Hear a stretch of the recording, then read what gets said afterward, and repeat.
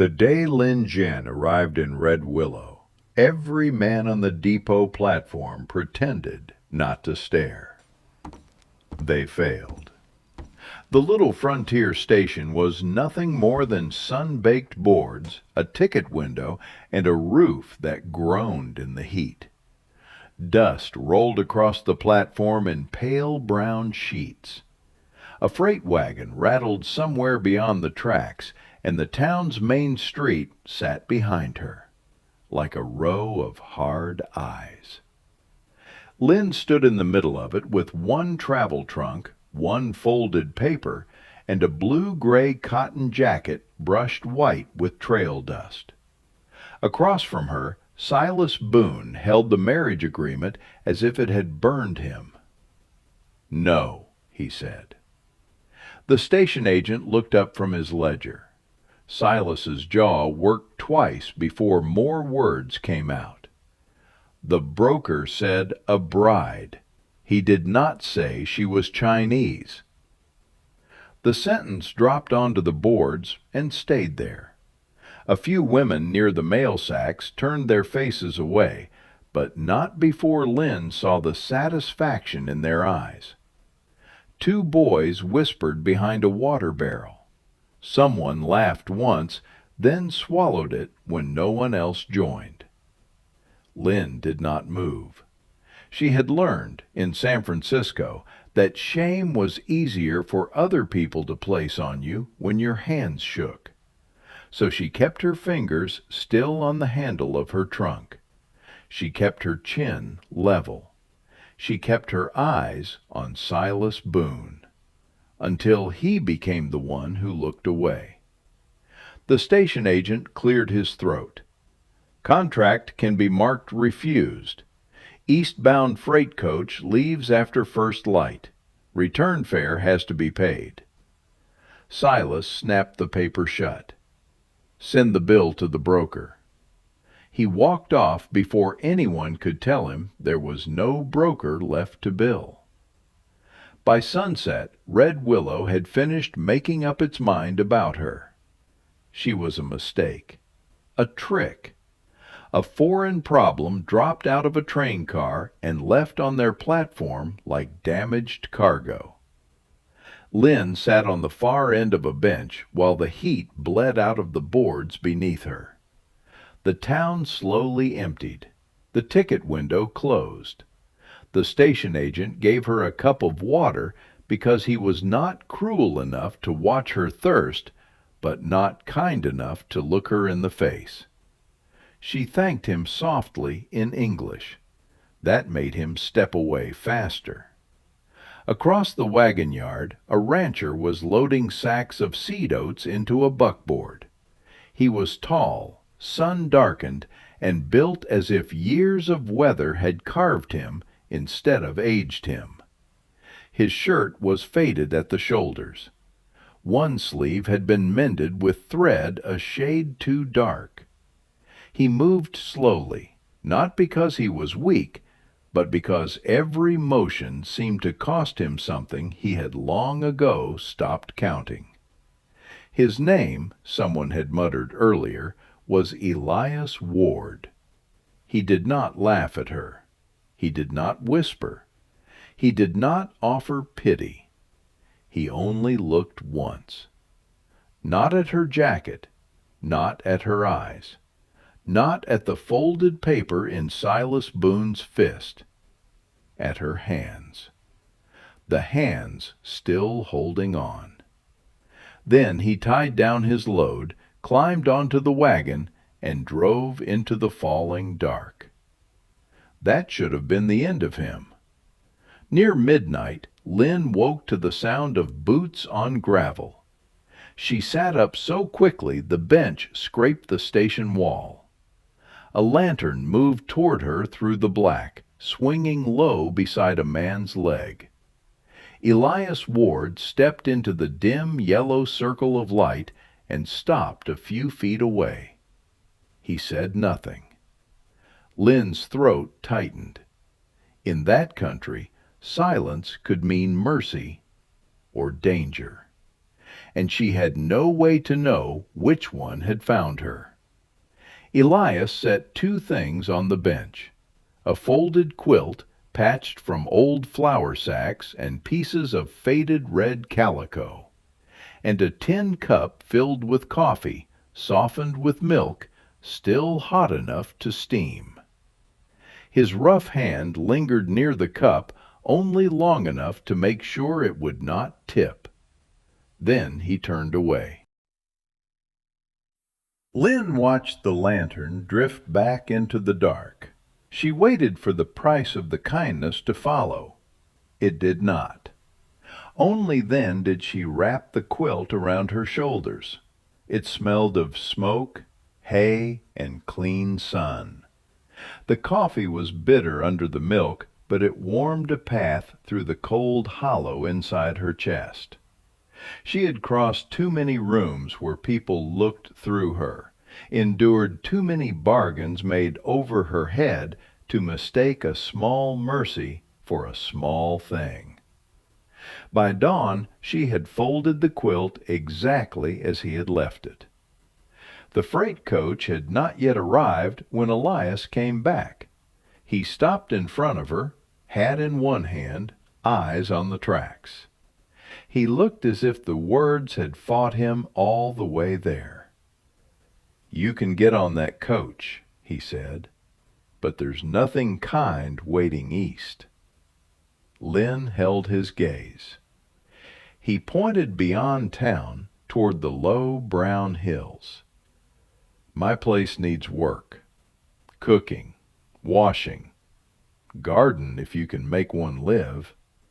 There's a spare room, food, wages when the cattle sell." The station agent had come outside. 3 townspeople had slowed near the hitching rail, eager enough to listen, cowardly enough to pretend they were not. Elias's mouth tightened. "It isn't charity." That was the line that mattered. Lin looked at the coach road, then at the town, then at the man who had brought warmth in the dark and asked nothing for it. She gave one small nod.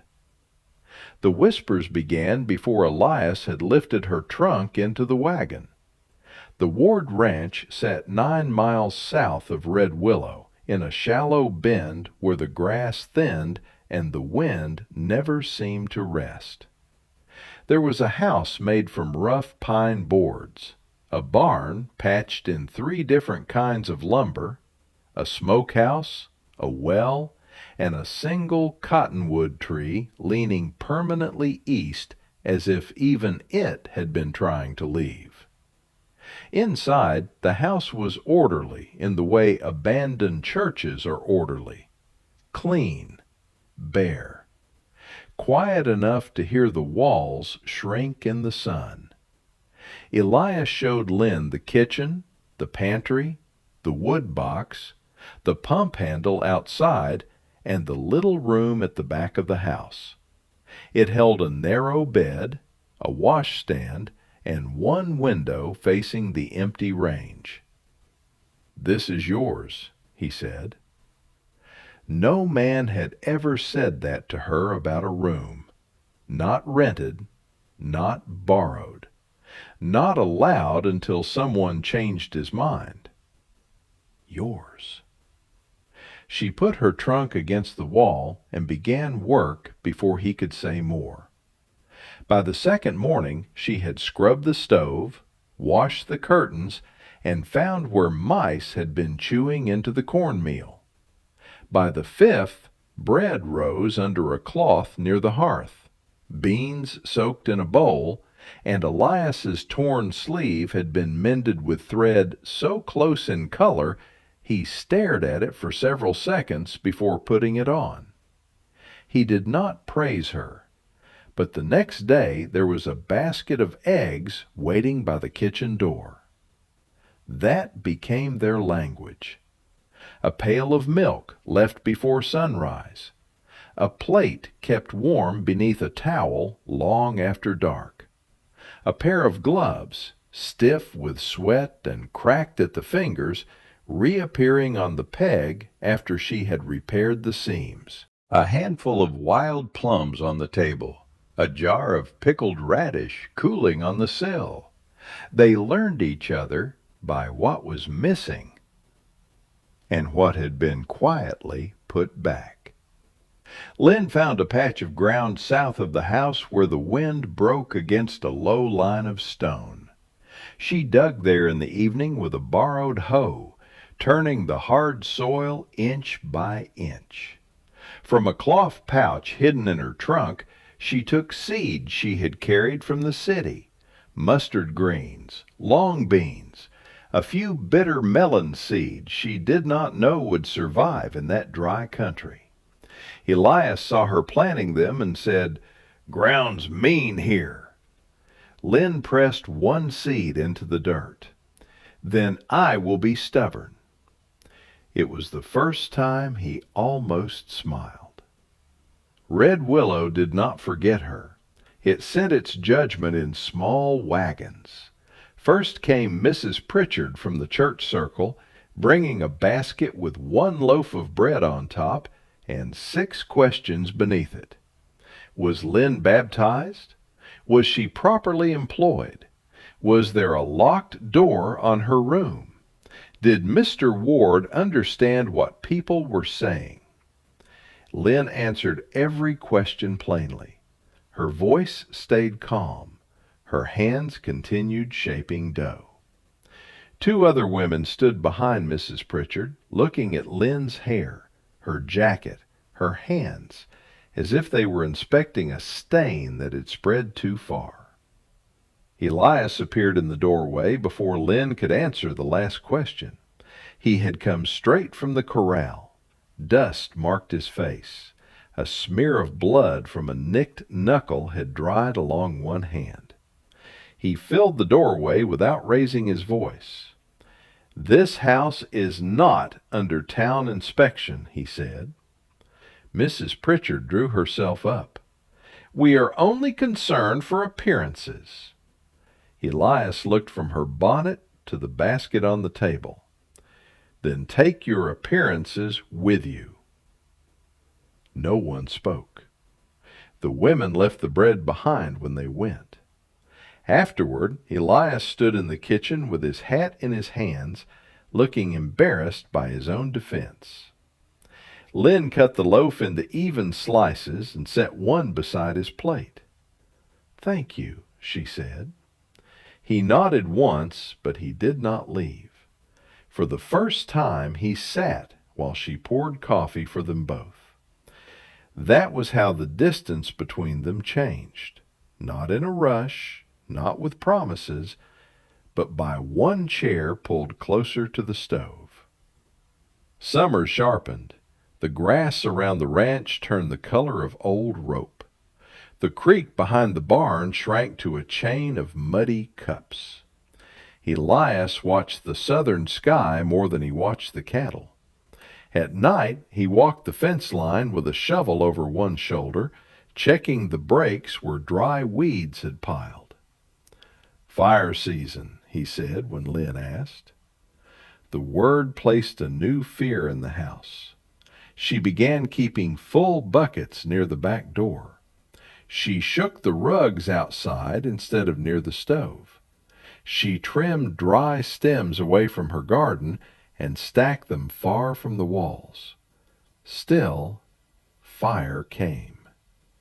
It began on a windless afternoon with thunder but no rain. One white line split the sky beyond the ridge. A few seconds later, the sound rolled over the ranch, deep and hard. Elias stepped out of the barn, looked south, and went still. A brown smear had appeared beyond the grassland. Smoke. Then the wind found it. Within minutes, that smear became a moving wall. Elias ran for the team. Lin ran for the buckets. The world narrowed to heat, shouting animals, and the sharp stink of burning sage. Ash fell before the flames arrived, light as black snow. The cattle bawled against the far fence. Horses kicked at the barn doors. The cottonwood leaves flipped silver in the rising gusts. Elias was trying to free the young mare from the small corral when the first ember landed on the hay stacked under the shed roof. Flame climbed the wall like it had been waiting there. Lin saw him turn, saw him grab a pitchfork to drag the burning hay clear. Then a cracked support post gave way. The shed roof sagged, twisted, dropped. Elias disappeared under it. For one breath, the ranch seemed to fall silent around that single, impossible sight. Then the mare screamed. Lin ran.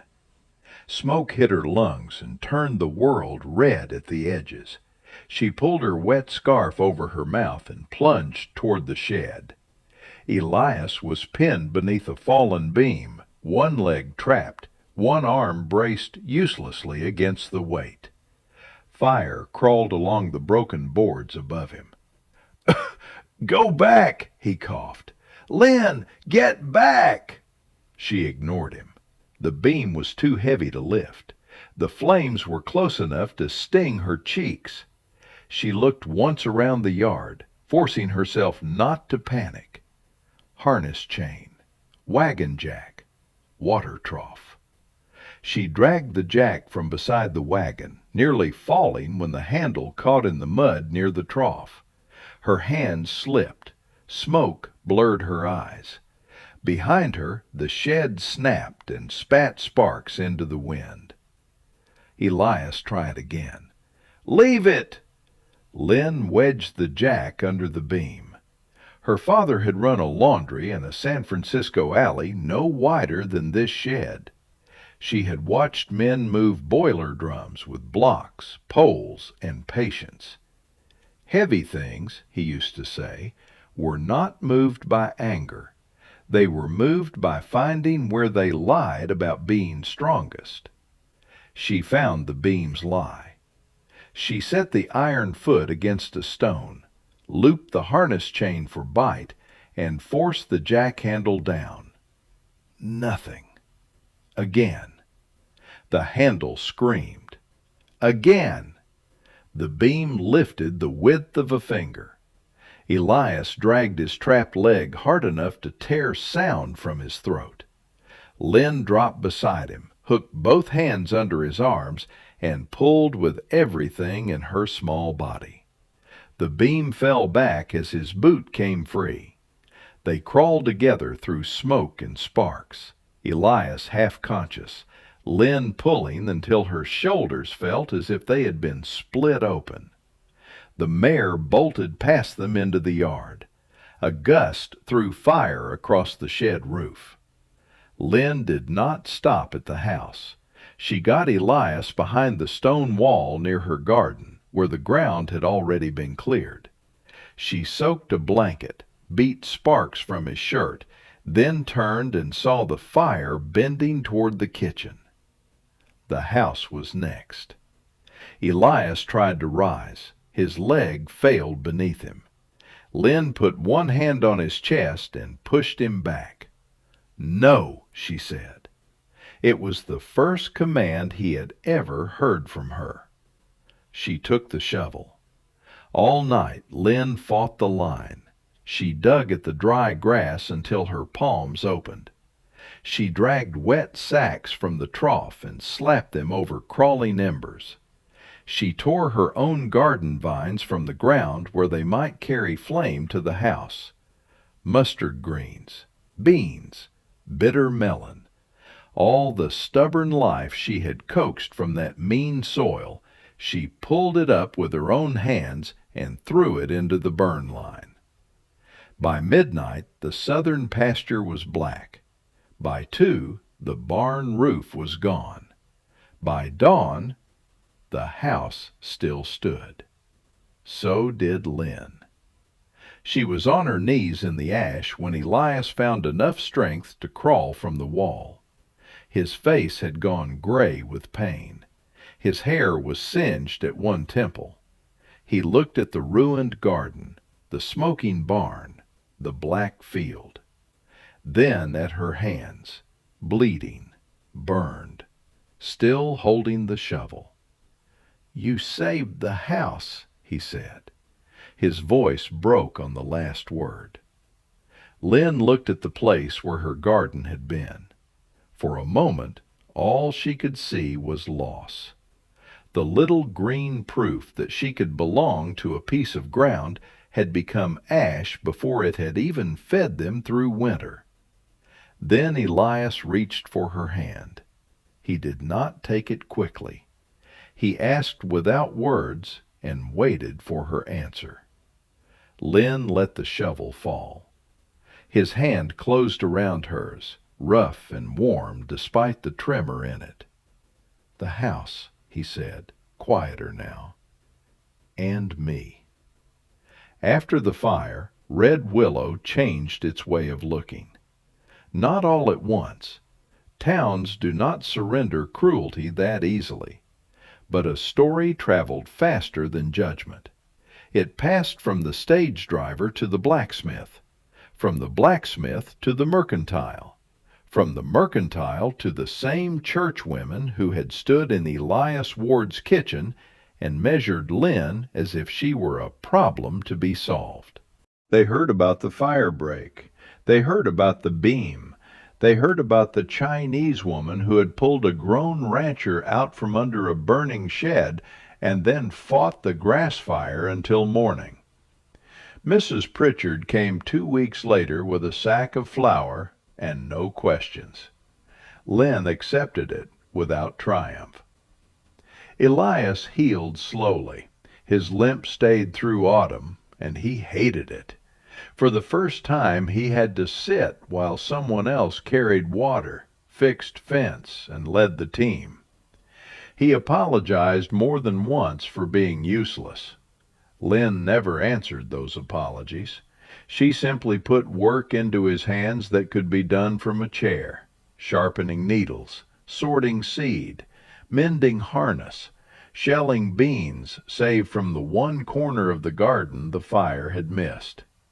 "You make a man feel employed," he said one evening.